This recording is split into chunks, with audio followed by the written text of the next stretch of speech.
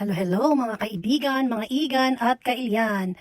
Ayan, flex ko lang yung aming pinaghirapan. Pinaghiraping bungkalin sa may dagat para may maiulam. Salamat sa tumulong. Sa dami ng nakuha namin yan, 1/3 lang yung nakuha ko. Yan, sugurin natin ang bahay ng aming kaibigan at kami dinala sa dagat. Yan, papunta na kami sa dagat. Kami naglakad, papunta doon. Ang mga bata excited na.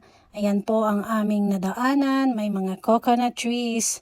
Ang hacienda yata ng aming pinuntahang bahay. Diba? Ang ganda. Sana all may hacienda. Yan. Sabi ko, magyapak na lang ako kasi lumulubog yung paa ko. Low tide ngayon, kaya yan, time for harvesting daw ng mga shells. So, ano rin kami. Yan. Nakakatuwa rin naman, nakaka-relax. Imaginin mo yung dagat na yan, tapos may tubig, tapos ngayon wala dahil low tide. Yan po. Napakahirap pala. Ngayon ko na-realize na ang hirap palang manguha ka ng shells. Tapos pag binibenta nila sa palengke, akala natin madali lang nilang nakuha, tapos tinatawad-tawaran pa natin. Ngayon na-feel ko na yung hirap. Kaya pala ang mahal ng seashells pag ikay nag-order ng mga seafoods, kasi mahirap nga naman. Mahirap din siyang bungkalin, halos lahat na yata ng energy mo nakaganyan ka. Yan, magmuni-muni muna tayo, tingnan natin ang paligid. Ang napakagandang kalikasan na biyaya ng ating may kapal. Diba? Salamat sa mga biyaya at yan. Langhap-langhapin ang hangin.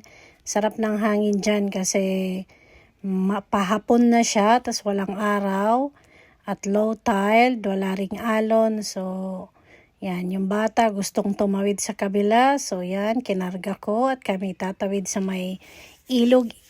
Yan, yung mga iba, bising magkuha ng kanilang ulam para daw may pang-ulam sila mamaya kasi masarap naman yan masarap sa gata, sarap sa may miswa.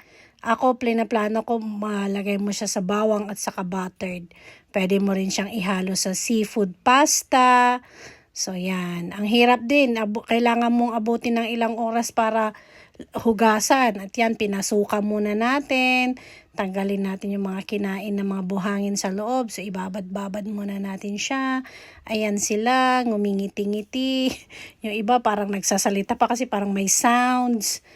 Ayan. So, ang sekreto daw niyan, lagyan mo daw siya ng suka para iluwa lahat ng kinain. Pero kung hindi mo pa siya lulutuin, huwag mo muna daw uhugasan ng tubig tabang para hindi siya madaling masira. Since lulutuin na namin at aming uulamin, igigisa lang namin sa gata at saka ay sa butter.